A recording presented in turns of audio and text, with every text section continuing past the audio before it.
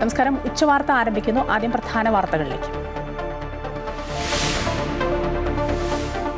MSC കപ്പൽ company അദാനിയുമായി കൈകോർക്കുന്നു. വിഴിഞ്ഞം അന്താരാഷ്ട്ര തുറമുഖത്തേക്ക് വൻ നിക്ഷേപം. 49% ഓഹരി MSC സ്വന്തമാക്കും. നിക്ഷേപിക്കുക 13,000 കോടി. തുറമുഖ വളർച്ചയിൽ അതിവേഗ കുതിച്ചുചാട്ടമെന്ന് അദാനി.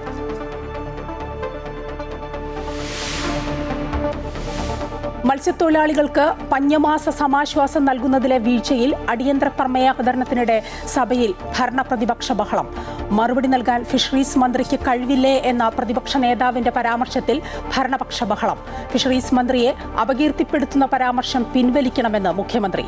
അനാവശ്യ വ്യാഖ്യാനം നൽകിയെന്ന് പിണറായി. അടിയന്തര പ്രമേയ നോട്ടീസിന് അനുമതിയില്ല. സഭയിൽ പ്രതിപക്ഷ വാക്കൌട്ട്. നീറ്റ് പരീക്ഷാ നടത്തിപ്പിലെ വീഴ്ചകൾക്കെതിരെ പ്രമേയം പാസാക്കി നിയമസഭ. പൊതുപ്രവേശന പരീക്ഷയുടെ വിശ്വാസ്യത ഇല്ലാതായെന്ന് പ്രമേയം അവതരിപ്പിച്ച് മന്ത്രി റോജി എം ജോൺ. BJPയുടെ ഭേദഗതി നിർദ്ദേശം വോട്ടിനിട്ട് തള്ളി. JEE, നീറ്റ്, CUET പരീക്ഷകളിലും പരിശീലനത്തിലും നിയമപരിഷ്കാരത്തിന് കേന്ദ്ര സർക്കാർ. തീവ്ര കോച്ചിംഗ് 12ാം ക്ലാസ്സിന് ശേഷം മാത്രമെന്നതുൾപ്പെടെ നിർദ്ദേശങ്ങൾ.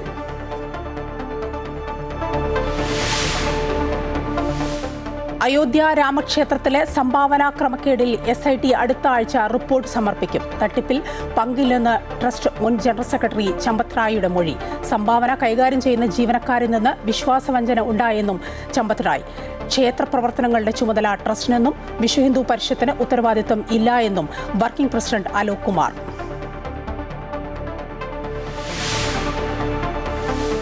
നിപ്പയിൽ ആശ്വാസം. കോഴിക്കോട് മെഡിക്കൽ കോളേജ് ആശുപത്രിയിൽ ചികിത്സയിൽ കഴിയുന്ന യുവാവിന്റെ പുതിയ ഫലം നെഗറ്റീവ്.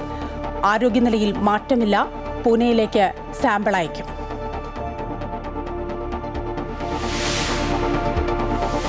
ഫിഫ ലോകകപ്പിൽ വമ്പൻ അട്ടിമറി. മുൻ ചാമ്പ്യന്മാരായ ജർമ്മനിയെ ഷൂട്ടൌട്ടിൽ പരാജയപ്പെടുത്തി പരാഗ്വേ പ്രീ ക്വാർട്ടറിൽ. ബ്രസീലിനെ മാർട്ടിനെല്ലി കാത്തു. ഏഷ്യൻ വമ്പന്മാരായ ജപ്പാനെ പുറത്താക്കി. ബ്രസീലും പെനാൽറ്റി ഷൂട്ടൌട്ടിൽ നെതർലാൻഡ്സിനെ തോൽപ്പിച്ച് മൊറോക്കോയും പ്രീ ക്വാർട്ടറിലെത്തി. നാളെ പുലർച്ചെ 2:30 കരുത്തരായ ഫ്രാൻസ് സ്വീഡനെ നേരിടും. വിഴിഞ്ഞം തുറമുഖ വികസനത്തിൽ വമ്പൻ വിദേശ നിക്ഷേപം. അദാനിക്കൊപ്പം കൈകോർക്കാൻ ലോകത്തെ ഏറ്റവും വലിയ ഷിപ്പിംഗ് കമ്പനികളിലൊന്നായ MSCയും അദാനി പോർട്സ് ലിമിറ്റഡിന്റെ 49% ഓഹരി മെഡിറ്ററേനിയൻ ഷിപ്പിംഗ് കമ്പനിയായ MSC സ്വന്തമാക്കുന്നു. തുറമുഖ വളർച്ചയിൽ വൻ കുതിച്ചുചാട്ടമെന്നും വിഴിഞ്ഞം ആഗോള ഹബ്ബായി മാറുമെന്നും അദാനി പോർട്സ് അധികൃതർ വ്യക്തമാക്കി. അതിവേഗം കുതിച്ചുപായുന്ന വികസന നേട്ടമാണ് ലോകത്തെ ഷിപ്പിംഗ് ഭീമന്മാരായ MSC കമ്പനിയിലൂടെ വിഴിഞ്ഞം തുറമുഖം കൈവരിക്കാൻ പോകുന്നത്. അദാനി പോർട്ട് ലിമിറ്റഡിന്റെ 49% ഓഹരിയാണ് MSC കമ്പനി ഏറ്റെടുക്കുന്നത്. ഇതിലൂടെ 27,000 കോടി രൂപയുടെ പദ്ധതിയിൽ MSCയുടെ നിക്ഷേപം 13,000 കോടി രൂപയായി മാറുകയാണ്. ഇത് സംസ്ഥാനത്തെ ഏറ്റവും വലിയ വിദേശ നിക്ഷേപം കൂടിയാണ്. MSCയുടെ തുറമുഖ ഓപ്പറേറ്റിംഗ് വിഭാഗമായ ടെർമിനൽ ഇൻവെസ്റ്റ്മെന്റ് ലിമിറ്റഡാണ് നിക്ഷേപം നടത്തുന്നത്. വമ്പൻ നിക്ഷേപം വരുന്നതോടെ വിഴിഞ്ഞത്തിന്റെ സ്ഥാപിത ശേഷി വലിയ തോതിൽ ഉയരും. നിലവിൽ 16 ലക്ഷം TEU ശേഷിയുള്ള തുറമുഖം വികസനത്തിലൂടെ 3.5 മടങ്ങ് ഉയർന്ന 57 ലക്ഷം TEUയിലേക്ക് വർദ്ധിക്കും. വിഴിഞ്ഞത്ത് കൂടുതൽ കണ്ടെയ്നറുകൾ എത്താനും പശ്ചാത്തല വികസനം കൂടുതൽ മികച്ചതാക്കാനും MSCയുമായുള്ള സഹകരണത്തിലൂടെ സാധിക്കും. നിലവിൽ തെക്ക് കിഴക്കൻ ഏഷ്യൻ രാജ്യങ്ങളിലെ തുറമുഖങ്ങൾ വഴി കടന്നുപോകുന്ന ചരക്കുകൾ ഇനി വിഴിഞ്ഞത്തേക്ക് വരും. ബംഗ്ലാദേശിൽ നിന്നുള്ള ചരക്കുകൾ വലിയ തോതിൽ തന്നെ വിഴിഞ്ഞത്തേക്ക് ആകർഷിക്കാനും കഴിയുമെന്ന് അദാനി പോർട്സ് അധികൃതർ ചൂണ്ടിക്കാട്ടി. വിഴിഞ്ഞത്തേക്ക് കൂടുതൽ കണ്ടെയ്നറുകൾ എത്തുന്നത് കേരളത്തിനും സാമ്പത്തികമായി വലിയ കുതിപ്പേകും. സംസ്ഥാന സർക്കാരിന് നികുതി ഇനത്തിലും ലാഭവിഹിതമായും വൻ വരുമാനമുണ്ടാകും. കേരളത്തിന്റെ സമ്പദ് വ്യവസ്ഥയ്ക്കും നേട്ടമാകുമെന്നാണ് വിലയിരുത്തൽ. അമൃത ന്യൂസ്, തിരുവനന്തപുരം. നീറ്റ് പരീക്ഷാ നടത്തിപ്പിലെ ക്രമക്കേടിൽ കേന്ദ്രത്തെ വിമർശിച്ച് നിയമസഭയിൽ പ്രമേയം പാസാക്കി. ഗുരുതരമായ വീഴ്ചയാണ് പരീക്ഷാ നടത്തിപ്പിൽ ഉണ്ടായതെന്ന് പ്രമേയം അവതരിപ്പിച്ച് ഉന്നത വിദ്യാഭ്യാസ മന്ത്രി റോജി എം ജോൺ പറഞ്ഞു. അതേസമയം ക്രമക്കേടുണ്ടായപ്പോൾ കേന്ദ്രം കാര്യക്ഷമമായി ഇടപെട്ടു എന്ന ഭേദഗതി ഉൾപ്പെടുത്തണമെന്ന് BJP അംഗം V മുരളീധരൻ ആവശ്യപ്പെട്ടു. ശബ്ദ വോട്ടിനിട്ട് ഭേദഗതി തള്ളി. സർ, രാജ്യത്തെ മെഡിക്കൽ വിദ്യാഭ്യാസ മേഖലയ്ക്കുള്ള പ്രവേശനത്തിനായുള്ള ഏകീകൃത ദേശീയ പ്രവേശന പരീക്ഷയായ നീറ്റ് പരീക്ഷയുടെ നടത്തിപ്പുമായി ബന്ധപ്പെട്ട് രാജ്യത്തിന്റെ വിവിധ ഭാഗങ്ങളിൽ നിന്ന് റിപ്പോർട്ട് ചെയ്യപ്പെട്ട ചോദ്യപേപ്പർ ചോർച്ച, പരീക്ഷാ നടത്തിപ്പിലെ ക്രമക്കേടുകൾ, പരീക്ഷാ കേന്ദ്രങ്ങളിലെ ഭരണപരവും സാങ്കേതികവുമായ വീഴ്ചകൾ, മാർക്ക് നിർണയത്തിലെയും ഫലപ്രഖ്യാപനത്തിലെയും അപാകതകൾ എന്നിവ മൂലം പരീക്ഷയുടെ വിശ്വാസ്യത, സുതാര്യത, നിഷ്പക്ഷത എന്നിവ ചോദ്യം ചെയ്യപ്പെടുന്ന ഗുരുതരമായ സാഹചര്യത്തിലാണ് ഈ പ്രമേയം സഭയിൽ അവതരിപ്പിക്കുന്നത്. രാജ്യത്തെ ലക്ഷക്കണക്കിന് വിദ്യാർത്ഥികളുടെ ഉന്നത വിദ്യാഭ്യാസ സ്വപ്നങ്ങളെയും ഭാവി ജീവിതത്തെയും നിർണ്ണയിക്കുന്ന അതീവ പ്രാധാന്യമുള്ള ഒരു ദേശീയ പ്രവേശന പരീക്ഷയുടെ വിശ്വാസ്യത ആവർത്തിച്ച് ചോദ്യം ചെയ്യപ്പെടുകയും പരീക്ഷാ നടത്തിപ്പുമായി ബന്ധപ്പെട്ട് നിരന്തരമായി ഉയർന്നു വരുന്ന പരാതികളും അന്വേഷണങ്ങളും കോടതികളുടെ ഇടപെടലുകളും പൊതുസമൂഹത്തിൽ വ്യാപകമായ ആശങ്കയും അവിശ്വാസവും സൃഷ്ടിച്ചിരിക്കുന്ന സാഹചര്യം അതീവ ദൗർഭാഗ്യകരമാണ്. ഇത്തരത്തിലുള്ള ഞാൻ ഒറ്റക്കാരി അവിടെ ഒരു പത്രം കാണിച്ചു, ഞാൻ ഇവിടെ ഒരു പത്രം കാണിക്കുക.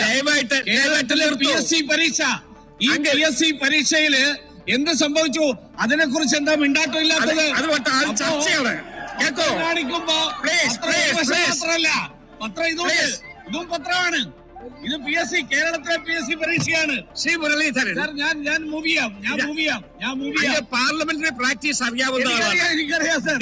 ദയവായി അങ്ങയുടെ ഭേദഗതി മാത്രം മൂവ് ചെയ്യും. ഞാൻ മൂവ് ചെയ്യാം. കൂടുതൽ വിവരങ്ങളുമായി അൽഫ്രഡ് ഡിസൂസ ചേരുകയാണ്. അൽഫ്രഡ്, പല വിഷയങ്ങളിലും എതിർചേരിയിൽ നിന്നിരുന്ന ഭരണപക്ഷവും പ്രതിപക്ഷവും നീറ്റ് പരീക്ഷാ നടത്തിപ്പിലെ ക്രമക്കേടിൽ കേന്ദ്രത്തെ വിമർശിച്ചുകൊണ്ട് കേരള നിയമസഭയിൽ പ്രമേയം പാസാക്കിയിരിക്കുന്നു, അല്ലേ?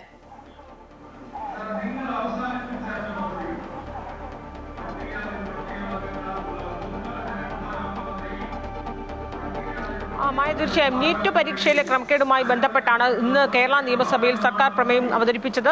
ഉന്നത വിദ്യാഭ്യാസ മന്ത്രി റോജി എം ജോണാണ് പ്രമേയം അവതരിപ്പിച്ചത്.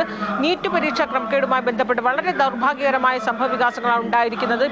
നിരന്തരം പരീക്ഷയിൽ ക്രമക്കേടുണ്ടാകുന്നു. നീറ്റ് പരീക്ഷയിൽ മാത്രമല്ല, ദേശീയ പരീക്ഷാ സംവിധാനം തന്നെ സമഗ്രമായി പരിഷ്കരിക്കണമെന്ന് കേന്ദ്രത്തോട് ആവശ്യപ്പെട്ടുകൊണ്ടാണ് കേരള നിയമസഭ പ്രമേയം പാസാക്കിയത്. ഈ വിദ്യാർത്ഥികളെയും രക്ഷിതാക്കളെയും ഒക്കെ വലിയ രീതിയിൽ ആശങ്കപ്പെടുത്തുകയും അവരുടെ മാനസികാവസ്ഥ പോലും താഴോട്ട് പോകുന്ന രീതിയിലുള്ള ദൗർഭാഗ്യകരമായ സംഭവങ്ങളാണ് ഉണ്ടാകുന്നത്. ഈ വിഷയത്തെ ഗൗരവമായി തന്നെ കേന്ദ്രം വേണ്ട രീതിയിൽ നടത്തിയില്ല.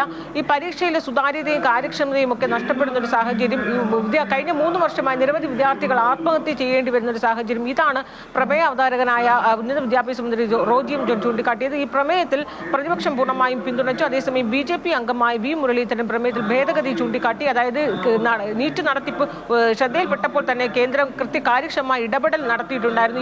ഈ ഒരു ഭേദഗതി പ്രമേയത്തിൽ ഈ ഭേദഗതി വരുത്തണമെന്ന് V മുരളീധരൻ ആവശ്യപ്പെട്ടു. മാത്രവുമല്ല, UPA സർക്കാർ ഭരിച്ചിരുന്ന കാലത്ത് നീറ്റ് പരീക്ഷ പോലും റദ്ദാക്കിയിരുന്നുവെന്ന് V മുരളീധരൻ പറഞ്ഞു. ഈ V മുരളീധരൻ ഈ പരാമർശത്തിൽ ഭരണപക്ഷം ബഹളമുണ്ടായി. അതേസമയം 3 പേരാണ് മൂന്ന് അംഗങ്ങളാണ് ഭേദഗതി നിർദ്ദേശിച്ചത്. ആ ഭേദഗതി 3 ശബ്ദ വോട്ടിനിട്ട് തള്ളി. ഭേദഗതി ഇല്ലാതെയാണ് കേരള നിയമസഭ ഈ പ്രമേയം പാസാക്കിയത്. ശരി, അൽഫ്രഡ് ഡിസൂസയാണ് നിയമസഭയിൽ നിന്ന് വിവരങ്ങൾ പങ്കുവച്ചത്.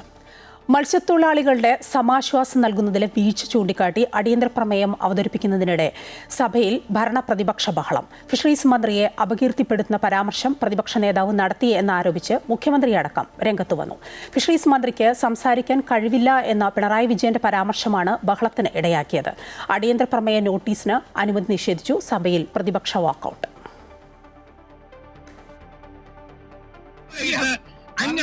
മത്സ്യമേഖല കടുത്ത അവഗണന നേരിടുന്നു എന്ന് ചൂണ്ടിക്കാട്ടി മുൻ ഫിഷറീസ് മന്ത്രി കൂടിയായ സജി ചെറിയാനാണ് അടിയന്തര പ്രമേയത്തിന് നോട്ടീസ് നൽകിയത്. മത്സ്യത്തൊഴിലാളികളുടെ സമാശ്വാസ പദ്ധതി അടക്കം താളം തെറ്റിയെന്നും പുനർഗേഹം പദ്ധതിയുടെ ഭാവി എന്താകും എന്നത് ആശങ്കപ്പെടുത്തുന്നുവെന്നും സജി ചെറിയാൻ പറഞ്ഞു.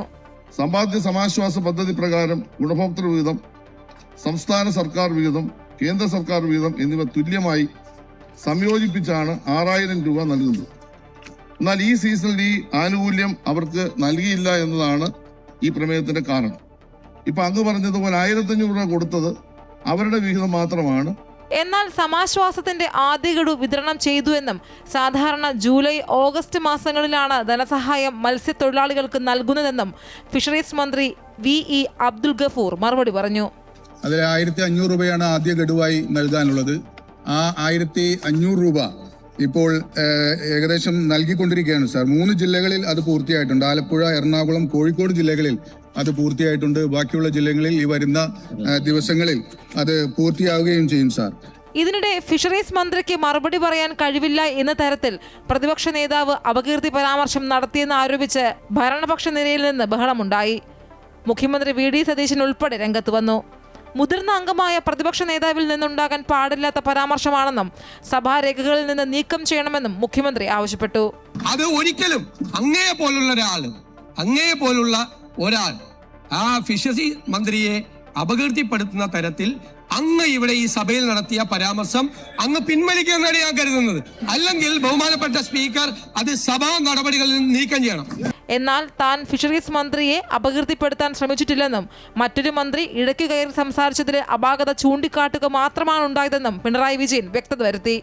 ഞാൻ ഫിഷറീസ് മന്ത്രിക്ക് കഴിവില്ല എന്ന് പറഞ്ഞിട്ടില്ല. അദ്ദേഹം നല്ല കഴിവുറ്റ ഒരാളാണെന്നുള്ള അഭിപ്രായക്കാരനാണ് ഞാൻ.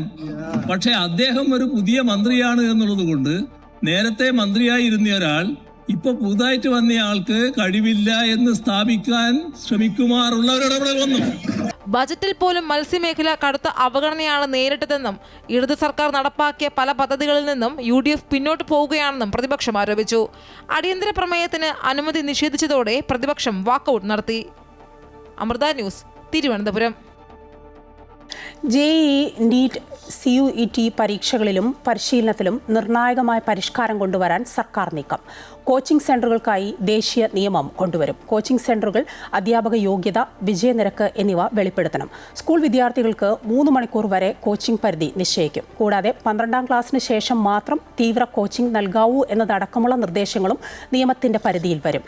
ഇക്കാര്യത്തിൽ വിദ്യാഭ്യാസ മന്ത്രാലയം നിയോഗിച്ച സമിതി സമർപ്പിക്കുന്ന റിപ്പോർട്ടിന്റെ അടിസ്ഥാനത്തിലാവും അന്തിമ തീരുമാനം. കോഴിക്കോട് നിപ്പ ബാധിച്ച ഫറൂഖ് കോളേജ് സ്വദേശിയുടെ പരിശോധനാ ഫലം നെഗറ്റീവാണ്. കഴിഞ്ഞ ദിവസം മെഡിക്കൽ കോളേജിൽ നടത്തിയ പരിശോധനയിൽ ആണ് നിപ്പ നെഗറ്റീവായത്. യുവാവിൻ്റെ ആരോഗ്യനിലയിൽ മാറ്റമില്ല.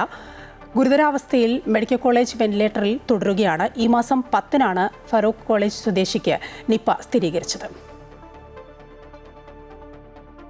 വാഹന മോഡിഫിക്കേഷനിൽ വ്യക്തത വരുത്തി ഗതാഗത മന്ത്രി CP ജോൺ. മോഡിഫിക്കേഷനിൽ കൂടുതൽ ഇളവുകൾ ഉണ്ടാവുകയില്ല എന്ന് മന്ത്രി നിയമസഭയിൽ അറിയിച്ചു. ഇക്കാര്യത്തിൽ കേന്ദ്ര നിയമാവലി ബാധകമാണ്. അപകടകരം അല്ലാത്ത മോഡിഫിക്കേഷൻ, കളർ കോഡ്, അപകടകരമല്ലാത്ത ഫിറ്റിംഗ്സ് എന്നിവ പ്രശ്നമല്ല. എന്നാൽ അമിതമായ ലൈറ്റും ശബ്ദവും പുറത്തേക്ക് വരുന്നത് അനുവദിക്കാനാവില്ല എന്നും ഗതാഗത മന്ത്രി നിയമസഭയിൽ പറഞ്ഞു.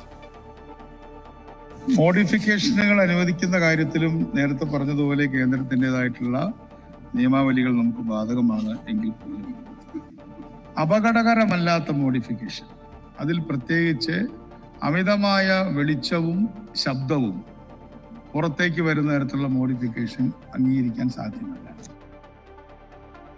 അയോധ്യ രാമക്ഷേത്രത്തിലെ സംഭാവന ക്രമക്കേടിൽ പങ്കില്ലെന്ന് ട്രസ്റ്റ് മുൻ ജനറൽ സെക്രട്ടറി ചമ്പത് റായുടെ മൊഴി. ജീവനക്കാർ വിശ്വാസവഞ്ചന കാണിച്ചെന്നും ചമ്പത് റായ് മൊഴി നൽകി. കേസിൽ പ്രത്യേക അന്വേഷണ സംഘം ഈ ആഴ്ച റിപ്പോർട്ട് സമർപ്പിക്കും. ക്ഷേത്രത്തിന്റെ പ്രവർത്തനങ്ങളുടെ ചുമതല ട്രസ്റ്റിനാണെന്നും വിശ്വ ഹിന്ദു പരിഷത്തിന് അതിൽ ഉത്തരവാദിത്തം ഇല്ല എന്നും VHP working president Alok Kumar പറഞ്ഞു. അയോധ്യയിൽ രാമക്ഷേത്രത്തിൽ നടന്ന സംഭാവന ക്രമക്കേടുമായി ബന്ധപ്പെട്ട SIT അന്വേഷണം പുരോഗമിക്കുകയാണ്. കേസിൽ ശ്രീരാമ ജന്മഭൂമി തീർത്ഥക്ഷേത്ര ട്രസ്റ്റ് മുൻ ജനറൽ സെക്രട്ടറി ചമ്പത് റായുടെ മൊഴി അന്വേഷണ സംഘം രേഖപ്പെടുത്തിയിരുന്നു. ക്ഷേത്രത്തിൽ നടന്ന തട്ടിപ്പിൽ പങ്കില്ലെന്നും ജീവനക്കാർ തന്നോട് വിശ്വാസവഞ്ചന കാണിച്ചുവെന്നുമാണ് ചമ്പത് റായ് മൊഴി നൽകിയത്. സംഭാവന കൈകാര്യം ചെയ്യാൻ ചുമതലപ്പെടുത്തിയ ജീവനക്കാർ കുറ്റകൃത്യം ചെയ്യുമെന്ന് കരുതിയില്ലെന്നും ചമ്പത് റായ് മൊഴിയിൽ പറഞ്ഞിട്ടുണ്ട്. ചമ്പത് റായുടെ മുൻ ഡ്രൈവർ ഉൾപ്പെടെ 8 പേരെയാണ് ഇതുവരെ അറസ്റ്റ് ചെയ്തിട്ടുള്ളത്. ക്ഷേത്രത്തിലും ട്രസ്റ്റ് ഓഫീസിലും ബാങ്കിലും പ്രതികളുടെ വീടുകളിലും അന്വേഷണ സംഘം വിശദമായ പരിശോധന നടത്തി. ഈ ആഴ്ച തന്നെ SIT അന്വേഷണ റിപ്പോർട്ട് സമർപ്പിക്കും. അതേസമയം ക്ഷേത്രത്തിന്റെ പ്രവർത്തനങ്ങളുടെ പൂർണ്ണ ചുമതല ട്രസ്റ്റിനാണെന്നും അതിൽ വിശ്വ ഹിന്ദു പരിഷത്തിന് ഉത്തരവാദിത്വമില്ലെന്നും VHP working president Alok Kumar വ്യക്തമാക്കി. അന്വേഷണത്തിന്റെ സുതാര്യത ഉറപ്പാക്കാനാണ് ചമ്പത് റായ് ജനറൽ സെക്രട്ടറി സ്ഥാനത്ത് നിന്ന് മാറിയതെന്നും കുറ്റക്കാർക്കെതിരെ കർശന നടപടിയുണ്ടാകണമെന്നും VHP ആവശ്യപ്പെട്ടു. അമൃത ന്യൂസ്, ന്യൂഡൽഹി. അയോധ്യ വിഷയത്തിൽ കോൺഗ്രസിനെയും സമാജ്വാദി പാർട്ടിയെയും വിമർശിച്ചുകൊണ്ട് UP മുഖ്യമന്ത്രി യോഗി ആദിത്യനാഥ്. ജയ് ശ്രീറാം വിളിച്ചതിന് ആളുകളെ ലാത്തിചാർജ് ചെയ്തവരും രാമഭക്തർക്ക് നേരെ വെടിയുതിർത്തവരും ഇന്ന് അയോധ്യയോട് കാണിക്കുന്നത് കപടഭക്തിയാണ്. ശ്രീരാമനിലും ശ്രീകൃഷ്ണനിലും വിശ്വസിക്കാൻ വിസമ്മതിച്ച കോൺഗ്രസാണ് ഇന്ന് അയോധ്യ സന്ദർശിക്കാൻ ആഗ്രഹിക്കുന്നത്. ക്ഷേത്രത്തെ തകർക്കാൻ വ്യാജ പ്രചരണം നടത്തുന്നുണ്ടെന്നും ക്രമക്കേട് നടത്തിയവർക്കെതിരെ കർശന നടപടി ഉണ്ടാകുമെന്നും യോഗി ആദിത്യനാഥ് പറഞ്ഞു. आज राम की भक्ति की वकालत कौन कर रहा है? आज भगवान राम की भक्ति की दुआई कौन दे रहा है? ഫിഫ ലോകകപ്പിൽ ജപ്പാനെ വീഴ്ത്തി ബ്രസീൽ പ്രീ ക്വാർട്ടറിൽ 1-2 ഗോളുകൾക്കാണ് ബ്രസീലിന്റെ ജയം. 95-ാം മിനിറ്റിൽ ഗബ്രിയേൽ മാർട്ടിനെല്ലിയാണ് ബ്രസീലിനായി വിജയ ഗോൾ നേടിയത്. ഒരു ഗോളിന് പിന്നിട്ട് നിന്ന ശേഷമാണ് ബ്രസീൽ 2 ഗോളടിച്ചത്. 29-ാം മിനിറ്റിൽ കൈഷു സനോയാണ് ജപ്പാനായി വലകുലുക്കിയത്. ആദ്യ പകുതിയിൽ ജപ്പാന്റെ ആധിപത്യമായിരുന്നുവെങ്കിൽ രണ്ടാം പകുതിയിൽ കളി പൂർണ്ണമായും ബ്രസീലിന്റെ നിയന്ത്രണത്തിലായി. രണ്ടാം പകുതിയിൽ ഹെഡർ ഗോളിലൂടെ ബ്രസീൽ താരം കസമിറോ തിരിച്ചടിച്ചു. പിന്നാലെ 95-ാം മിനിറ്റിൽ മാർട്ടിനെല്ലിയുടെ വിജയ ഗോൾ. സൂപ്പർ താരം നെയ്മറെ പകരക്കാരുടെ ബെഞ്ചിലിരുത്തി കഴിഞ്ഞ മത്സരത്തിലെ അതേ ടീമുമായാണ് ബ്രസീൽ ഇറങ്ങിയത്. ഫിഫ ലോകകപ്പിലെ ആവേശ പോരാട്ടത്തിൽ നെതർലാൻഡ്സിനെ തകർത്ത് മൊറോക്കോ പ്രീ ക്വാർട്ടറിൽ. നിശ്ചിത സമയത്തും അധിക സമയത്തും സമനില പാലിച്ചതോടെ പെനാൽറ്റി ഷൂട്ടൌട്ടിലേക്ക് നീങ്ങിയ മത്സരത്തിലായിരുന്നു മൊറോക്കോയുടെ ജയം. ഷൂട്ടൌട്ടിൽ ഇസ്മായിൽ സൈബാരിയാണ് മൊറോക്കോയ്ക്കായി വിജയ ഗോൾ നേടിയത്. ഫിഫ ലോകകപ്പിന്റെ റൗണ്ട് ഓഫ് 32 പോരാട്ടത്തിൽ കരുത്തരായ ജർമ്മൻ പടയെ മുട്ടുകുതിച്ച് ലാറ്റിൻ അമേരിക്കൻ ശക്തികളായ പരാഗ്വെ പ്രീ ക്വാർട്ടറിൽ. ബോസ്റ്റണിൽ ഇന്ന് നടന്ന പോരാട്ടത്തിൽ പെനാൽറ്റി ഷൂട്ടൌട്ടിലൂടെയാണ് പരാഗ്വെ മുൻ ചാമ്പ്യന്മാരെ മറികടന്നത്. മുഴുവൻ സമയത്ത് ഇരു ടീമുകളും ഓരോ ഗോൾ വീതം നേടി സമനിലയിൽ എത്തുകയായിരുന്നു. മത്സരത്തിന്റെ ആദ്യ പകുതിയിൽ പരാഗ്വെ ലീഡെടുത്തപ്പോൾ രണ്ടാം പകുതിയുടെ തുടക്കത്തിൽ തന്നെ ജർമ്മനി സമനില പിടിച്ചിരുന്നു. നിശ്ചിത സമയത്തും എക്സ്ട്രാ ടൈമിലും സമനില പാലിച്ചതോടെയാണ് മത്സരം പെനാൽറ്റി ഷൂട്ടൌട്ടിലേക്ക് കടന്നത്. ഒടുവിൽ 3-4 ഗോളുകൾക്ക് പരാഗ്വെ തന്നെ മുന്നിലെത്തി. പ്രീ ക്വാർട്ടറിൽ ഫ്രാൻസ് സ്വീഡൻ പോരാട്ടത്തിലെ വിജയികളാണ് പരാഗ്വയുടെ എതിരാളികൾ. ലോകകപ്പ് നോക്കൌട്ടിൽ കരുത്തരായ ഫ്രാൻസ് സ്വീഡനെ നേരിടും. നാളെ പുലർച്ചെ 2:30 മത്സരം. ഫ്രാൻസിന്റെ കിലിയൻ എംബാപ്പെ ഗോൾവേട്ടയിൽ മെസ്സിക്ക് തൊട്ടു പിന്നിലുണ്ട്. ലോകകപ്പിൽ ക്യാപ്റ്റൻ കിലിയൻ എംബാപ്പയുടെ നേതൃത്വത്തിലുള്ള ഫ്രഞ്ച് പട മികച്ച ഫോമിലാണ്. ഗ്രൂപ്പ് ഐയിൽ കളിച്ച 3 മത്സരങ്ങളും വിജയിച്ച് ഗ്രൂപ്പിൽ ഒന്നാമതായാണ് നോക്കൌട്ട് റൗണ്ടിലേക്ക് പ്രവേശിച്ചത്. ടൂർണമെന്റിൽ ഇതുവരെ ഫ്രാൻസ് ടീം നടത്തിയത് ശ്രദ്ധേയമായ മുന്നേറ്റങ്ങളാണ്. സെനഗലിനെ 3-1 ഫ്രാൻസ് തോൽപ്പിച്ചത്. 3-0 ഇറാഖിനെതിരെ ഫ്രാൻസ് വിജയിച്ചത്. നോർവേയെ തോൽപ്പിച്ചത് 4-1. ഔസ്മാൻ ഡെംബെലെ ഈ മത്സരത്തിൽ തകർപ്പൻ ഹാട്രിക് നേടി. 2018 ചാമ്പ്യന്മാരായ ഫ്രാൻസ് 2022 ഫൈനലിൽ എത്തിയിരുന്നു. ചരിത്രത്തിൽ ആദ്യമായി തുടർച്ചയായ മൂന്നാമതൊരു ഫൈനലിൽ എത്തുകയെന്ന വലിയ ലക്ഷ്യവുമായാണ് ഫ്രഞ്ച് പട ഈ ലോകകപ്പിൽ ബൂട്ടണിഞ്ഞിരിക്കുന്നത്. കിലിയൻ എംബാപ്പെ ഗോൾവേട്ടയിൽ മെസ്സിക്ക് തൊട്ടു പിന്നിലുണ്ട്. അതേസമയം ഗ്രഹാം പോട്ടറിന്റെ കീഴിൽ കളിക്കുന്ന സ്വീഡൻ ഗ്രൂപ്പ് എഫിലെ മത്സരങ്ങൾ പൂർത്തിയാക്കി 3-ാം സ്ഥാനക്കാരായാണ് നോക്കൌട്ടിലെത്തിയത്. ട്യൂണീഷ്യയെ സ്വീഡൻ തോൽപ്പിച്ചത് 5-1. യാസിൻ അയാരി ഇരട്ട ഗോളുകൾ നേടിയപ്പോൾ അലക്സാണ്ടർ ഇസാക്, വിക്ടർ ഗോക്രിയസ് എന്നിവരും മികച്ച പ്രകടനം കാഴ്ചവെച്ചു. എന്നാൽ 5-1 നെതർലൻഡ്സിനോട് സ്വീഡൻ തോറ്റത് ക്ഷീണമുണ്ടാക്കി. ഗ്രൂപ്പിലെ അവസാന മത്സരത്തിൽ സ്വീഡൻ ജപ്പാൻ മത്സരം 1-1 സമനിലയിൽ പിരിഞ്ഞു. യൂറോപ്പിലെ ഏറ്റവും മികച്ച മുന്നേറ്റ നിര ജോഡികളായ ആഴ്സണലിന്റെ വിക്ടർ ഗ്യോക്രസ്, ലിവർപൂളിന്റെ അലക്സാണ്ടർ ഇസാക് എന്നിവരാണ് ടീമിന്റെ കരുത്ത്. കൂടാതെ ആന്റണി എലങ്ക, ലൂക്കാസ് ബെർഗ്വാൾ എന്നിവരും ശ്രദ്ധേയമായ പ്രകടനം പുറത്തെടുക്കുന്നു. ലോകകപ്പിലെ ശക്തരായ ടീമിലൊന്നാണ് ഫ്രാൻസ്. എങ്കിലും സ്വീഡനെ കുറച്ചു കാണാനാവില്ല. കരുത്തുള്ള മുന്നേറ്റ നിരയെ പ്രതിരോധിക്കാനുള്ള അടവ് ആവനാഴിയിൽ നിറച്ചാണ് ഫ്രാൻസ് കളത്തിലിറങ്ങുന്നത്. Sports desk, Amrita news. ഡൽഹിയിൽ പുതിയ ഇലക്ട്രിക് വാഹന നയം നാളെ മുതൽ പ്രാബല്യത്തിൽ വരും. വായുമലിനീകരണം കുറയ്ക്കുന്നതിനുള്ള നയത്തിലൂടെ ഇലക്ട്രിക് വാഹന ഉടമകൾക്ക് നിരവധി ആനുകൂല്യങ്ങൾ ലഭിക്കും. ഇരുചക്ര, മുച്ചക്ര വാഹനങ്ങൾ പൂർണ്ണമായും ഇലക്ട്രിക് ആക്കുന്നതിനുള്ള കർശന നിയമങ്ങളും പുതിയ നയത്തിന്റെ ഭാഗമാണ്. ഡൽഹിയിൽ വായുമലിനീകരണം കുറയ്ക്കുക എന്ന പ്രധാനപ്പെട്ട ലക്ഷ്യത്തോടെ ആവിഷ്കരിച്ച ഇലക്ട്രിക് വാഹന നയത്തിന് സർക്കാർ അംഗീകാരം നൽകിയിരുന്നു. 15,000 കോടി രൂപയാണ് ഇതിനായി മാറ്റിവെച്ചത്. നാളെ മുതൽ പ്രാബല്യത്തിൽ വരുന്ന പുതിയ നയം 2030 മാർച്ച് 31 വരെ തുടരാനാണ് നിലവിലെ തീരുമാനം. അടുത്ത 4 വർഷക്കാലം നഗരത്തിൽ ഇലക്ട്രിക് വാഹനങ്ങളുടെ ഉപയോഗം പ്രോത്സാഹിപ്പിക്കുന്നതിനാകും 15,000 കോടി രൂപ ചിലവിടുക. 30 ലക്ഷം വരെ വിലയുള്ള ഇലക്ട്രിക് കാറുകൾക്ക് നികുതിയിലും രജിസ്ട്രേഷൻ ഫീസിലും ഇളവ് നൽകുമെന്ന് ഡൽഹി മുഖ്യമന്ത്രി രേഖ ഗുപ്ത അറിയിച്ചു. 2027 ജനുവരി 1 മുതൽ പുതുതായി രജിസ്റ്റർ ചെയ്യുന്ന മുച്ചക്ര വാഹനങ്ങളും N1 ട്രക്കുകളും പൂർണ്ണമായും ഇലക്ട്രിക് ആയിരിക്കണം. ഇരുചക്ര വാഹനങ്ങൾക്ക് ഇത് 2028 ഏപ്രിൽ 1 മുതൽ നിർബന്ധമാക്കും. ഇലക്ട്രിക് വാഹന ഉടമകൾക്ക് ആനുകൂല്യവും ലഭ്യമാകും. ആദ്യ 3 വർഷങ്ങളിൽ ഇരുചക്ര വാഹനങ്ങൾക്ക് യഥാക്രമം 30,000, 20,000, 10,000 എന്നിങ്ങനെയും മുച്ചക്ര വാഹനങ്ങൾക്ക് 50,000, 40,000, 30,000 എന്നിങ്ങനെയും ബോണസ് ലഭിക്കും. BS4 നിലവാരമുള്ള 4 ചക്ര വാഹനങ്ങൾ പൊളിക്കുമ്പോൾ 1 ലക്ഷം രൂപ വരെ സ്ക്രാപ്പിംഗ് ഇൻസെന്റീവായും ലഭിക്കും. ആനുകൂല്യങ്ങൾക്കായി ഓൺലൈൻ മുഖേന അപേക്ഷിക്കാൻ പോർട്ടലും സജ്ജമാക്കും. 32,000 പുതിയ ഇലക്ട്രിക് ചാർജിംഗ് പോയിന്റുകൾ സ്ഥാപിക്കാനും തീരുമാനിച്ചിട്ടുണ്ട്. വാഹനങ്ങൾ പൂർണ്ണമായും ഇലക്ട്രിക് രീതിയിലേക്ക് മാറ്റിക്കൊണ്ട് മലിനീകരണ തോത് കുറയ്ക്കുകയാണ് സർക്കാരിന്റെ ലക്ഷ്യം. അമൃത ന്യൂസ്, ന്യൂഡൽഹി. തിരുവനന്തപുരം കോർപ്പറേഷനിലെ UDF BJP കൗൺസിലർമാർ തമ്മിലുണ്ടായ സംഘർഷത്തിൽ 4 BJP കൗൺസിലർമാർക്ക് എതിരെ മ്യൂസിയം പോലീസ് കേസെടുത്തു. BJP കൗൺസിലർമാരായ ചെമ്പഴന്തി ഉദയൻ, ഗിരി, രതീഷ്, പാപ്പനംകോട് സജി എന്നിവർക്കെതിരെയാണ് കേസെടുത്തിരിക്കുന്നത്. UDF കൗൺസിലർമാർക്ക് എതിരെയും പരാതി നൽകാൻ ഒരുങ്ങുകയാണ് BJP. കഴിഞ്ഞ ദിവസം കോർപ്പറേഷൻ കൗൺസിൽ യോഗത്തിന്റെ അറ്റൻഡൻസ് രജിസ്റ്ററിൽ ഒപ്പിടുന്നതുമായി ബന്ധപ്പെട്ട തർക്കമാണ് കയ്യാങ്കളിയിൽ കലാശിച്ചത്.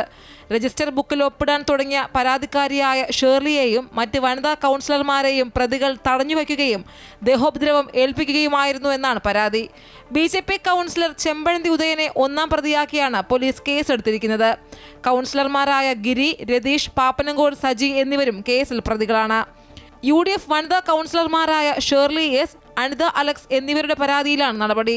പരാതിക്കാരിയായ ഷേർലിയെയും അനിത അലക്സിനെയും മറ്റ് കൗൺസിലർമാരെയും കൈകൊണ്ട് ചെമ്പഴന്തി ഉദയൻ അടിച്ചു പരിക്കേൽപ്പിച്ചു. ഷേർലിയുടെ കഴുത്തിന് പുറകിൽ ഇയാൾ ബലമായി അടിച്ച് വേദനിപ്പിച്ചതായും FIR-ൽ വ്യക്തമാക്കുന്നു. മർദ്ദനമേറ്റതിനെ തുടർന്ന് പരിക്കുകളോടെ UDF കൗൺസിലർ ഷേർലിയെ തിരുവനന്തപുരം ജനറൽ ആശുപത്രിയിൽ പ്രവേശിപ്പിച്ചു. UDF കൗൺസിലർമാർക്ക് നേരെയുണ്ടായ അതിക്രമത്തിൽ പ്രതിഷേധിച്ച് യൂത്ത് കോൺഗ്രസ് മാർച്ച് സംഘടിപ്പിക്കും. അതേസമയം UDF കൗൺസിലർമാർക്കെതിരെ പരാതി നൽകാൻ ഒരുങ്ങുകയാണ് BJP. അമൃത ന്യൂസ്, തിരുവനന്തപുരം. മാസപ്പടി കേസിൽ കരുതലോടെ നീങ്ങാൻ enforcement directorate. Veena Vijayan, Sharan S കർത്ത ഉൾപ്പെടെയുള്ളവരിൽ നിന്ന് ലഭിച്ച വിവരങ്ങളുടെ വിശ്വാസ്യത ഉറപ്പാക്കാൻ CMRL ഉദ്യോഗസ്ഥരെ വീണ്ടും ചോദ്യം ചെയ്യാൻ തുടങ്ങി. SFIO കുറ്റപത്രത്തിന്റെ കാര്യത്തിൽ കോടതിയിൽ നിന്ന് ഉണ്ടാവുന്ന നിലപാടുകളും നിർണായകമാണ്. CMRL എക്സാലോജിക് ഇടപാടിലെ ED അന്വേഷണം ഏറ്റവും നിർണായക ഘട്ടത്തിലാണ്. പ്രതിപക്ഷ നേതാവ് പിണറായി വിജയന്റെ മകൾ വീണ തൈക്കണ്ടിയെ 2 തവണ ചോദ്യം ചെയ്തെങ്കിലും നൽകിയ മൊഴികളിൽ പൊരുത്തക്കേട് ഉണ്ട് എന്ന് തന്നെയാണ് ED ഉദ്യോഗസ്ഥർ വിലയിരുത്തുന്നത്. ഇന്നലെ ചോദ്യം ചെയ്ത CMRL ഡയറക്ടർ ശരൺ എസ് കർത്തയുടെ മൊഴികൾ കൂടി വിശദമായി പരിശോധിച്ച ശേഷം ED തുടർ നടപടികളിലേക്ക് കടക്കും. വീണയെ വീണ്ടും വിളിച്ചു വരുത്താൻ തന്നെയാണ് അന്വേഷണ സംഘം തീരുമാനിച്ചിട്ടുള്ളത്. CMRL ഡയറക്ടർമാരുടെയും ഉദ്യോഗസ്ഥരുടെയും മൊഴികളും രേഖകളും തമ്മിൽ അന്തരമുണ്ടെന്നാണ് അന്വേഷണ സംഘം വ്യക്തമാക്കുന്നത്.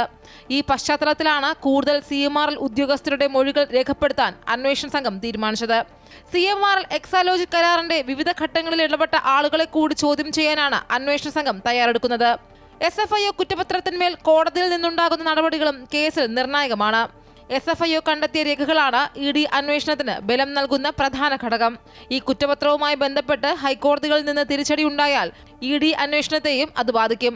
അതുകൊണ്ടുകൂടിയാണ് നിലവിലെ അന്വേഷണത്തിന് ബലം നൽകുന്ന കൂടുതൽ തെളിവുകൾ കണ്ടെത്താൻ എൻഫോഴ്സ്മെന്റ് ഡയറക്ടറേറ്റ് തീവ്രശ്രമം നടത്തിക്കൊണ്ടിരിക്കുന്നത്. മൊഴികളുടെ വിശ്വാസ്യത സംബന്ധിച്ച് ഇപ്പോഴും EDക്ക് സംശയങ്ങളുണ്ട്. കൂടുതൽ നേതാക്കളിലേക്ക് അന്വേഷണം പോകാതിരിക്കാൻ വേണ്ടി നൽകുന്ന മൊഴികളാണോ എന്ന സംശയവും നിലനിൽക്കുന്നുണ്ട്. Amrita news, Kochi. Chief secretary doctor A. Jayathilak ഇന്ന് വിരമിക്കും.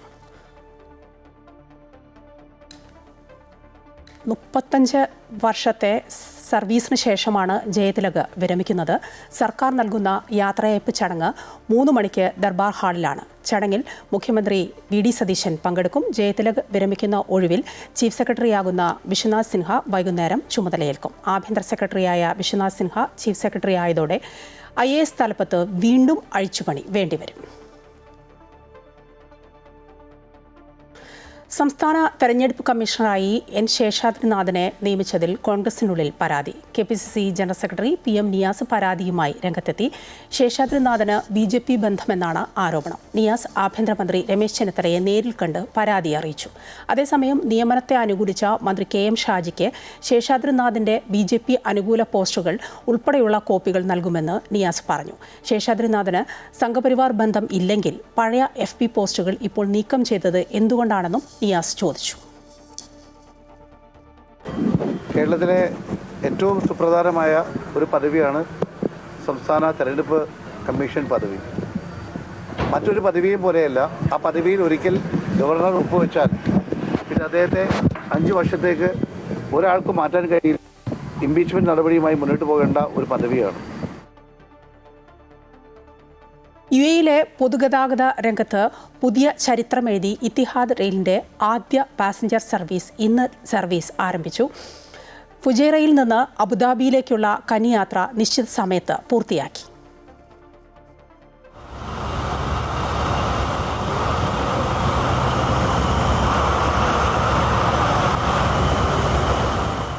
രാവിലെ 5:34 ഫുജൈറയിൽ നിന്ന് പുറപ്പെട്ട ട്രെയിൻ രാവിലെ 7:45 അബുദാബിയിലെ മുഹമ്മദ് ബിൻ സായിദ് സിറ്റി സ്റ്റേഷനിലെത്തി. എത്തിഹാദ് റെയിൽ യാഥാർത്ഥ്യമായതോടെ അബുദാബിയിൽ നിന്ന് ഫുജൈറയിലേക്ക് ഇനി വെറും 1 മണിക്കൂർ 45 മിനിറ്റിൽ യാത്ര ചെയ്യാൻ കഴിയും. Great. It's a historic moment. It's an honor for us. Today marks the first day of our service within the introductory phase, where we launched from Abu Dhabi to Fujairah, and looking forward to more stations as we expand in our introductory phase. June 23 യാത്രക്കാർക്കായുള്ള ticket booking ആരംഭിച്ചത്. ഉദ്ഘാടനത്തിന്റെ ഭാഗമായി ticket നിരക്കിൽ 50% ഇളവും പ്രഖ്യാപിച്ചിട്ടുണ്ട്. Comfort ക്ലാസ്സിൽ Abu Dhabi Fujairah യാത്രയ്ക്ക് 55 ദിർഹവും premium ക്ലാസ്സിൽ 120 ദിർഹവുമാണ് നിരക്ക്. ഈ ഒരു യാത്രയിൽ പങ്കെടുക്കണമെന്ന് വിചാരിച്ചിട്ട് ഞങ്ങൾ ഇന്നലെ വൈകുന്നേരം ഇവിടെ നിന്ന് ഫുജൈറയിലോട്ട് പോവുകയും അവിടെ സ്റ്റേ ചെയ്ത് ഇന്ന് രാവിലെ അവിടെ നിന്ന് പുറപ്പെട്ട് ഇവിടെ എത്തി. പറഞ്ഞറിയിക്കാൻ വയ്യ, മനോഹരം, അതിമനോഹരം, അത്രയ്ക്ക് നല്ലതാണ്. നമ്മുടെ UAE ഗവൺമെന്റിനോട് നന്ദി അറിയിക്കുന്നു. Etihad rail super. ട്രെയിൻ യാത്ര കൂടുതൽ സൗകര്യപ്രദമാക്കാൻ സ്റ്റേഷനുകളിൽ നിന്ന് യാത്രക്കാരെ വിവിധ ലക്ഷ്യസ്ഥാനങ്ങളിലേക്ക് എത്തിക്കുന്നതിനായി എത്തിഹാദ് റെയിലിന്റെ ഫീഡർ ബസ് സർവീസുകളും ഒരുക്കിയിട്ടുണ്ട്.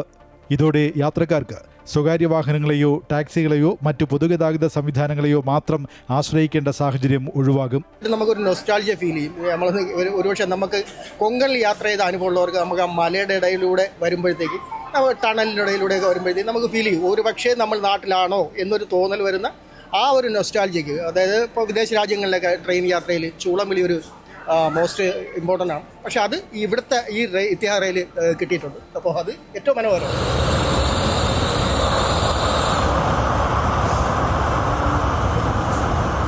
UAEയുടെ ഗതാഗത രംഗത്തെ സുപ്രധാനമായ ഒരു ചുവടുവയ്പ്പാണ് ഇന്ന് നടന്നിരിക്കുന്നത്. അബുദാബിയിൽ നിന്നും ജെറിൻ ജേക്കബ്, അമൃത ന്യൂസ്. ഉച്ചവാർത്ത പൂർണ്ണമാവുകയാണ്. കൂടുതൽ വാർത്തകളുണ്ട്. വാർത്തകളൊക്കെ കാണാം. ഞങ്ങളുടെ YouTube ചാനൽ സന്ദർശിക്കുക. നമസ്കാരം.